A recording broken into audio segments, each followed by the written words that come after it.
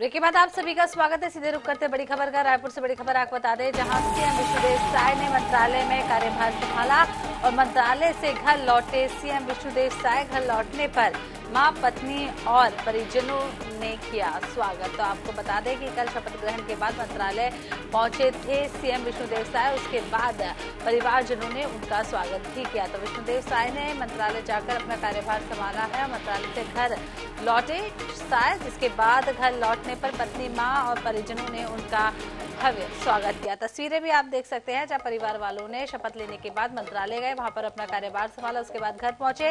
तो यहां पर उनके साथ सभी समर्थक और उनके परिवार वाले लोग मौजूद थे। सभी ने उनका जोरदार स्वागत किया।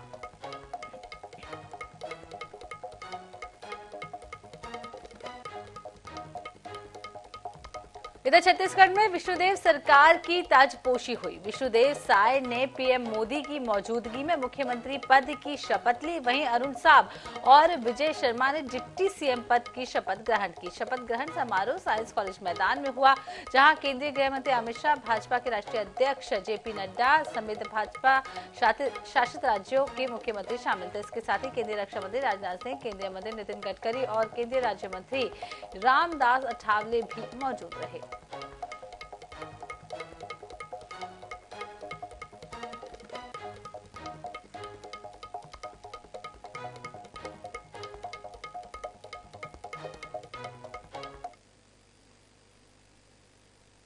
आप लोग मोबाइल चला लिए हाथ जोड़ के विनती है सुनो ना, काफी खत्म कर मैं भारत की संविधा और अखंडता अक्षुण्ण रखूंगा। मैं छत्तीसगढ़ राज्य के मुख्यमंत्री के रूप में अपने कर्तव्यों का श्रद्धापूर्वक और शुद्ध अंतःकरण से निर्वहन करूंगा तथा मैं भय या पक्षपात, विवाद या द्वेष के बिना सभी प्रकार के लोगों के प्रति संविधान और विधि के अनुसार न्याय करूंगा। मैं विष्णुदेव साय ईश्वर की शपथ लेता हूँ कि जो विषय छत्तीसगढ़ राज्य के मुख्यमंत्री के रूप में मेरे विचार के लिए लाया जाएगा अथवा मुझे याद होगा, उसे किसी व्यक्ति या व्यक्तियों को तब के सिवाय जबकि ऐसे मुख्यमंत्री के रूप में अपने कर्तव्यों के सम्यक निर्वहन के लिए ऐसा करना अपेक्षित हो, मैं प्रत्यक्ष अथवा अप्रत्यक्ष रूप से संस्कृत या प्रकट नहीं करूंगा। मैं अरुण साव ईश्वर की शपथ लेता हूं कि मैं विधि द्वारा स्थापित भारत के संविधान के प्रति सच्ची श्रद्धा और निष्ठा रखूंगा। मैं भारत की प्रभुता और अखंडता अक्षुण्ण रखूंगा। मैं छत्तीसगढ़ राज्य के उप मुख्यमंत्री के रूप में अपने कर्तव्यों का श्रद्धा पूर्वक और शुद्ध अंतःकरण से निर्वहन करूंगा तथा मैं भय या पक्षपात, अनुराग या द्वेष के बिना सभी प्रकार के लोगों के प्रति संविधान और विधि के अनुसार न्याय करूंगा। मैं विजय शर्मा ईश्वर की शपथ लेता हूं कि मैं विधि द्वारा स्थापित भारत के संविधान के प्रति सच्ची श्रद्धा और निष्ठा रखूंगा। मैं भारत की प्रभुता और अखंडता अक्षुण्ण रखूंगा। मैं छत्तीसगढ़ राज्य के उप मुख्यमंत्री के रूप में अपने कर्तव्यों का श्रद्धा पूर्वक और शुद्ध अंतःकरण से निर्वहन करूंगा तथा मैं भय या पक्षपात, अनुराग या द्वेष के बिना सभी प्रकार के लोगों के प्रति संविधान और विधि के अनुसार न्याय करूंगा। इधर शपथ ग्रहण समारोह के बाद CM Vishnudeo Sai science college मैदान से सीधे मंत्रालय पहुंचे, जहां उन्होंने कार्यभार संभाल लिया है। इस दौरान उनके साथ डिप्टी सीएम अरुण साव और विजय शर्मा भी मौजूद रहे हैं। सीएम विष्णुदेव साय ने कहा है कि गुरुवार को कैबिनेट की पहली बैठक होगी। माना जा रहा है कि बैठक में घोषणा पत्र में किए गए वादों को लेकर अहम फैसले किए जा सकते हैं।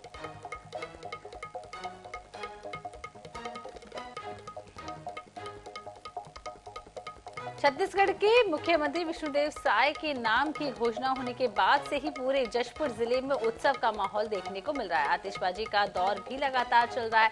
विष्णुदेव साय के गृह ग्राम बगिया में बधाई देने वालों का तांता लगा हुआ है। जशपुर, कुनकुरी, पत्थलगांव, बगीचा, फरसाबहार सहित जिले भर के ग्रामीण अंचल के लोग यहां पहुंचकर विष्णुदेव साय के मुख्यमंत्री बनने की खुशियां मना रहे हैं। गांव में सुबह से लेकर रात तक लोकगीत की धुन में नृत्य का दौर भी चल रहा है। उत्साहित महिला और पुरुष संगीत की धुन में नृत्य में जुटे हुए हैं। सीएम के गांव बगिया में हेलीपैड का भी निर्माण युद्ध स्तर पर जारी है, क्योंकि शपथ कार्यक्रम के बाद कभी भी सीएम विष्णुदेव साय अपने घर आएंगे। यहां वे अपने कुल देवता का आशीर्वाद भी लेंगे, साथ ही अपने गांव और कुनकुरी विधानसभा के लोगों को धन्यवाद भी देंगे, जिन्होंने उन्हें भारी मतों से जीत दिलाई है। बेटा मुख्यमंत्री बन गए हैं। आदिवासी सबका मन था कि आदिवासी सीएम बने, तो आज वो सब कुछ पूरा हुआ। मैं बहुत खुश हूँ। मेरा बेटा और आगे बढ़े, किस तरह से मैं आशीर्वाद दूंगी। मेरा आशीर्वाद तो साथ ही है। पहली से लेकर 5वीं तक यही बगिया स्कूल में एक कच्चा करके मकान था, ये इमली झाड़ के पास। पहले उसी में हम लोग 5वीं तक पढ़े हैं, और 5वीं पढ़ने के बाद वो पढ़ने में बड़ा तेज रहे। पढ़ने में बड़ा माने ध्यान उनका बहुत बढ़िया रहता था। उनके पापा बहुत छोटे में ही एक्सपायर कर गए, तो उसके बाद पढ़ाई करने के बाद वो लोयला स्कूल 6वीं, 7वीं, 8वीं, 11वीं तक वहाँ लोयला में पढ़े हैं वो। और खेलने कूदने में बड़ा माहिर थे, और नदी हम लोग साथ नहाने जाते थे। इधर रायपुर में प्रदेश कार्यालय में विधायक दल की बैठक हुई है। बैठक में नेता प्रतिपक्ष के चयन को लेकर भी चर्चा हुई है। बताया जा रहा है कि बैठक में एक लाइन का प्रस्ताव तैयार किया गया है, जिसके तहत कांग्रेस के राष्ट्रीय अध्यक्ष नेता प्रतिपक्ष पर फैसला लेंगे। पर्यवेक्षक अजय माकड़, प्रदेश प्रभारी कुमारी शैलजा, पीसीसी चीफ दीपक बैज और पूर्व सीएम भूपेश बघेल मौजूद रहे हैं। अजय माकड़ ने कहा है कि विधायकों से 1-to-1 चर्चा की गई है। बहुत जल्द कांग्रेस विधायक दल की नेता का नाम घोषित कर दिया जाएगा।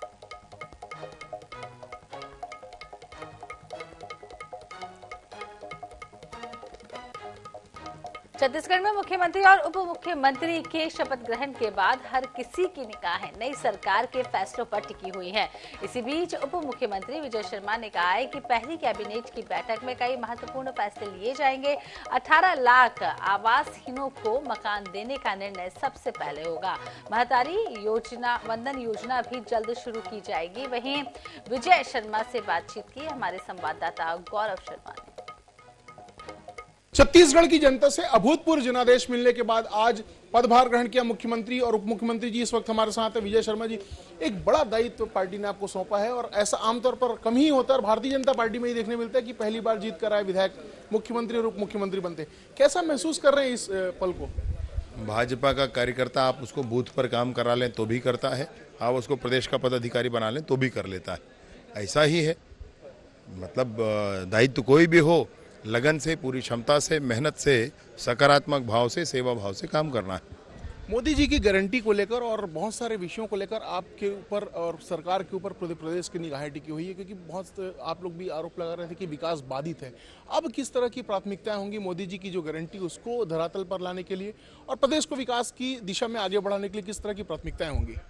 आदरणीय मुख्यमंत्री जी ने इस विषय पर निर्णय कर लिया है, और जो वादे किए थे कि पहला ये काम बनने वाली सरकार करेगी।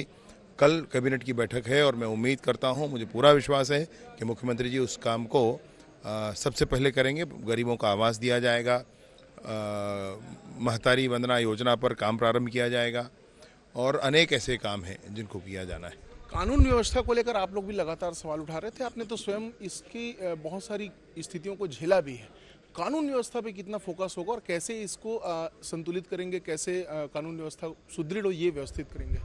आज जब भाजपा की सरकार ने शपथ ग्रहण किया है, तब जाकर मेरी पीठ का दर्द कम हुआ है।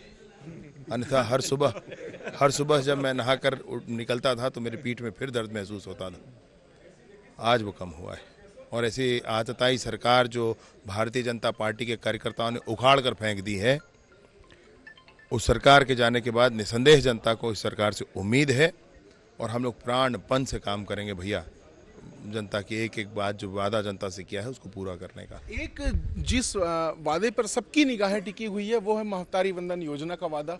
क्या ये माना जाए कि इस पर भी पहली कैबिनेट में फैसला होगा या आने वाले कुछ समय के भीतर जो महिलाएं हैं उनको पैसा मिलने लगेगा? कल तक की प्रतीक्षा करिए, कल मुख्यमंत्री जी एक प्रेस कॉन्फ्रेंस भी करने वाले हैं, उसमें आपको सब कुछ स्पष्ट कर देंगे।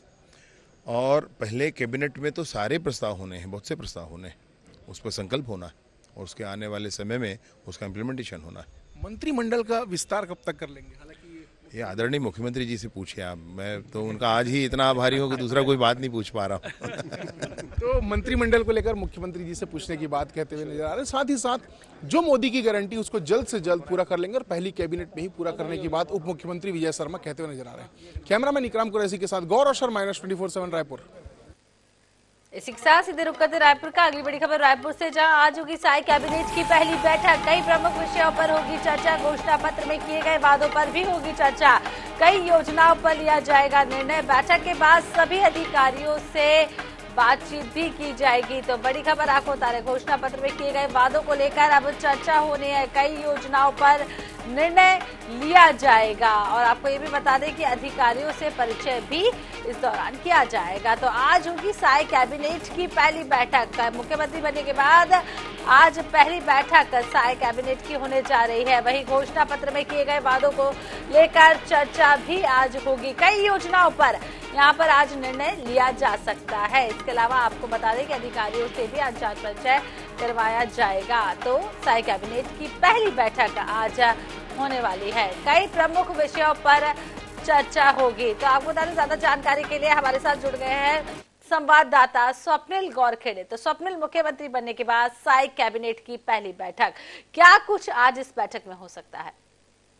जी बिल्कुल, कल मुख्यमंत्री विष्णुदेव साय समेत 2 डिप्टी सीएम ने शपथ ली है और आज मंत्रालय में पहली कैबिनेट की बैठक होगी, जिसमें जो पीएम आवास 18 लाख लोगों को जो पीएम आवास दे रहे हैं उसके जो है फाइल पर सीएम विष्णुदेव साय जो है वो दस्तखत करेंगे। इसके अलावा जो 25 दिसंबर को सुशासन दिवस पर किसानों को 2 साल का बकाया बोनस देना है, उस पर जो है निर्णय लिया जाएगा और इसकी सहमति जो है वो कैबिनेट में दी जाएगी। और ये काफी छोटी कैबिनेट होगी, जिसमें सीएम विष्णुदेव साय समेत 2 डिप्टी सीएम ही मौजूद रहेंगे। चूंकि मंत्रिमंडल का गठन नहीं हुआ है तो केवल 3 लोगों की मौजूदगी में ही जो है ये बैठक होगी। और इस बैठक में जो अधिकारी है, जो सचिव है अलग अलग विभागों के, वो मौजूद रहेंगे।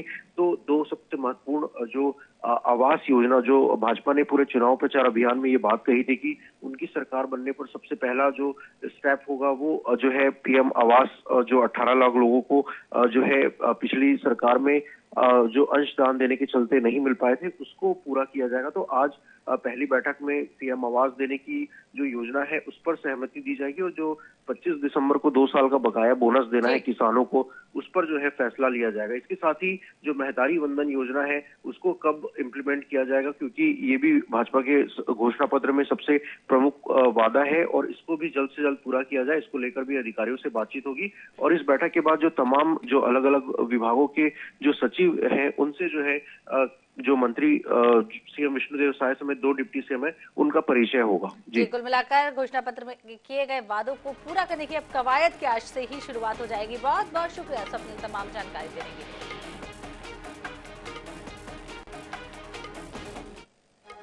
इसी बीच बात भोपाल की, जहां मध्य प्रदेश में अब खुले में नहीं हो पाएगी मांस और मछली की बिक्री और नगरीय विकास और आवास विभाग ने किए निर्देश जारी। कैबिनेट के फैसले के बाद जारी हुए निर्देश, मांस बिक्री के लिए अनिवार्य होगा लाइसेंस। 15 से 31 दिसंबर के बीच नगरीय निकायों में विशेष अभियान चलाकर करेंगे प्रतिबंधात्मक कार्रवाई। तो बड़ी खबर आपको बता रहे हैं, अब खुले में मांस और मछली की बिक्री नहीं हो पाएगी। मध्य प्रदेश में कल मुख्यमंत्री बनते ही बड़ा फैसला यहाँ पर आ गया है। आपको बता दें कि और कैबिनेट के फैसले के बाद ये जारी निर्देश किए गए हैं।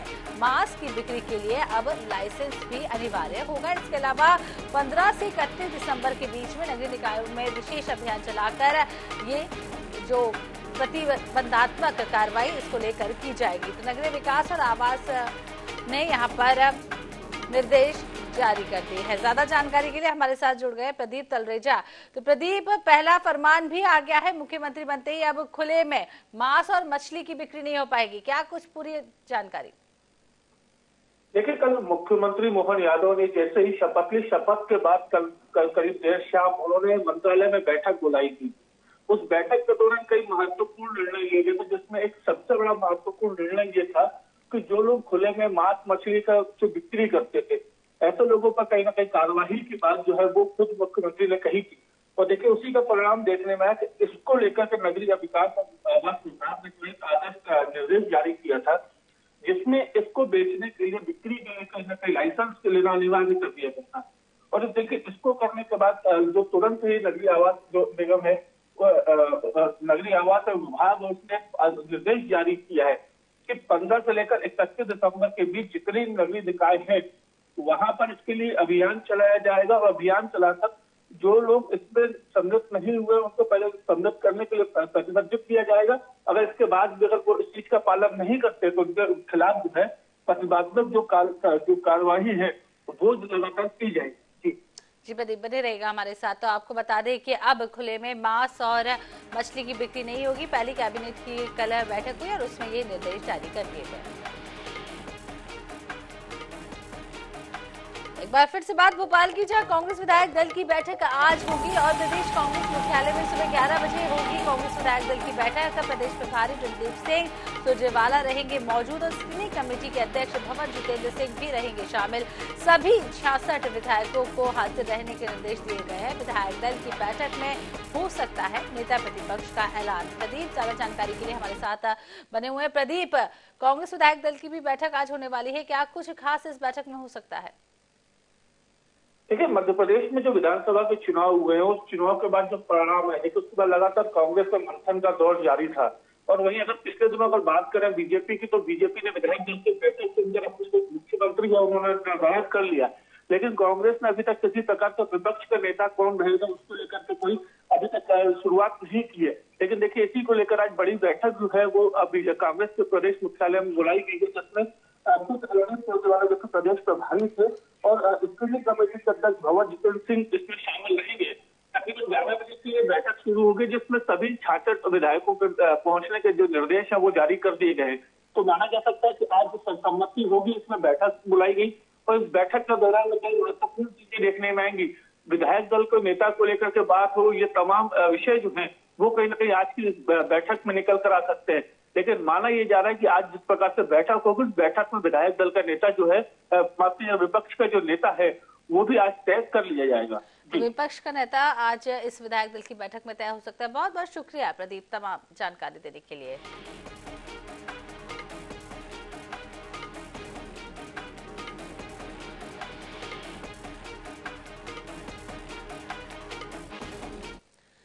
एक बार फिर से बात भोपाल की, जहां लोकसभा के पहले राम की शरण में बीजेपी। एमपी में भी गूंजेगा मिशन 2024 में राम मंदिर का शोर।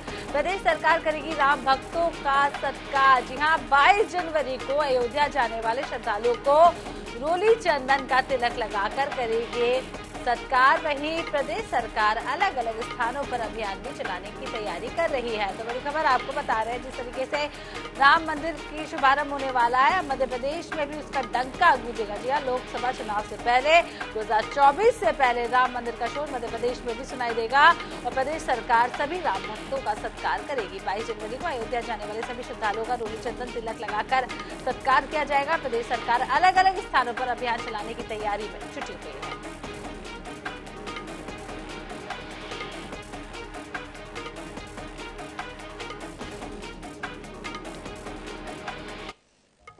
इधर छत्तीसगढ़ के डिप्टी सीएम विजय शर्मा की पत्नी रश्मि शर्मा ने INS 24/7 से खास बातचीत की। उन्होंने बताया है कि डिप्टी सीएम का साफ कहना है कि अवैध कार्य करने वाले लोगों पर बुलडोजर चलाना जरूरी है। वहीं रश्मि शर्मा ने ये भी कहा है कि वह इलाके में भय मुक्त वातावरण और विकास के लिए काम करेंगे।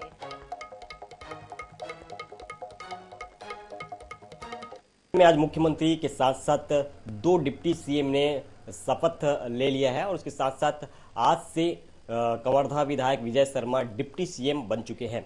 उसके साथ ही अरुण साव भी डिप्टी सीएम बने हैं और साथ ही विष्णुदेव साय जो छत्तीसगढ़ के मुख्यमंत्री हैं। आज शपथ हुआ, तमाम जो बीजेपी के नेता वो वहाँ पर मौजूद रहे। इस वक्त हम विजय शर्मा के निवास पर मौजूद हैं और यहाँ पर उनके धर्मपति श्रीमती रश्मि शर्मा जी भी हमारे साथ मौजूद हैं। वो शपथ पर नहीं जा पाई हैं क्योंकि सेहत का कुछ वजह को लेकर के। तो आइए हम उनसे बातचीत करने की कोशिश करते हैं और जानने की कोशिश करते हैं कि पहले तो आपकी आज जो है डिप्टी सीएम बनी है भैया, जो है आज उन्होंने शपथ भी ले ली है, कैसा महसूस कर रही हैं? और आप जा नहीं पाए हैं, बहुत जिलेवासी सभी लोग गए हुए हैं, घर में वंशु भी गए हुए हैं, तो आपको कैसा महसूस? भैया नहीं जाने का दुख तो बहुत है, पर आएंगे तो जश्न होगा, खुशी होगी, बहुत अच्छा लग रहा है। मैं नहीं पहुंच पाई हूँ, ईश्वर चाहेंगे आगे कुछ होगा तो फिर मैं वहाँ पहुंचूंगी, जाऊंगी। आज नहीं पहुंच पाई हूँ। अनैतिक कार्यों पर लगातार वो चुनाव के पहले ही कहते थे कि अनैतिक कार्यों पर हम बुलडोजर चलाएंगे। इस विचार को लेकर के आप क्या सोचते हैं कि किस तरह से बुलडोजर की जो बातचीत आती है उसको लेकर के? बिल्कुल बुलडोजर चलना ही चाहिए। जब से वो आए हैं आप खुद ही देख रहे हैं कि कवर्धा में एक शांति का भय का माहौल था, वो शांति में बदल चुका है। तो जहां बुलडोजर चलाने की आवश्यकता वहां बिल्कुल बुलडोजर चलना चाहिए, बेझिझक बुलडोजर चलना चाहिए। बहुत अच्छा लगेगा, बहुत बढ़िया। तो ये थे डिप्टी सीएम विजय शर्मा की धर्मपत्नी श्रीमती रश्मि शर्मा, जिनसे हमने खास बातचीत की। उनका कहना है कि कवर्धा में जिस तरह से जब कांग्रेस की सरकार थी, यहाँ से विधायक थे मोहम्मद अकबर, उस दौरान काफ़ी भय का माहौल था। और अब जब विजय शर्मा चूंकि डिप्टी सीएम बन चुके हैं तो अब शांति का वातावरण बन रहा है और वो इसी दिशा में और आगे कवर्धा को बढ़ाएंगे। संजय यादव, NH24 कवर्धा। इसके बाद बात कर लेते हैं नारायणपुर की, जहां शहीद जवान को दी गई है सलामी और पुलिस लाइन में ये सलामी दी गई है। कल अमदई खदान में हुआ था नक्सली हमला और आईडी की चपेट में आकर जवान की मौत हो गई थी। सक्ती जिले के हसौद का रहने वाला ये जवान बताया जा रहा है CAF 9वीं बटालियन में आरक्षक के पद में तैनात था, तो उसे श्रद्धांजलि दी गई है। सक्ती जिले के हसौद का रहने वाला ये जवान बताया जा रहा है, वहीं शहीद जवान को सलामी दी गई है। नारायणपुर से खबर बता रहे पुलिस लाइन में सलामी दी गई। और आपको ये भी बता दें कि अमदई खदान में ये कल नक्सली हमला हुआ था, उसमें जवान शहीद हो गया था। आईडी की चपेट में आकर जवान की मौत हो गई। चालू की गई थी और उसके अतिरिक्त अबुझमार क्षेत्र में एक एक कदम मजबूती से आगे बढ़ते जा रहे हैं। चुंडी बेड़ा कैंप भी स्थापित किए गए थे विगत महीनों में। इस प्रकार जिस तरीके से नक्सल को जो काफ़ी एक मजबूत गढ़ माना जाने वाला नारायणपुर की अंदरूनी इलाका में जो सुरक्षा बल द्वारा एक एक कदम आगे बढ़ते जाने के कारणवश जो माओवादी की पैर के नीचे से जमीन खिसकते जा रहा है, इसी बौखलाहट में माओवादी द्वारा विगत कुछ दिनों में एक टारगेटेड तरीके से कुछ घटनाक्रम का अंजाम दे रहा है। उसका हम पूरे एनालिसिस करके कहाँ पर हमको और रणनीति के तहत मजबूती से आगे कार्रवाई करने की आवश्यकता है। और इसी के साथ इस बुलेटिन में फिलहाल इतना ही। देखते रहे NH24/7। नमस्कार।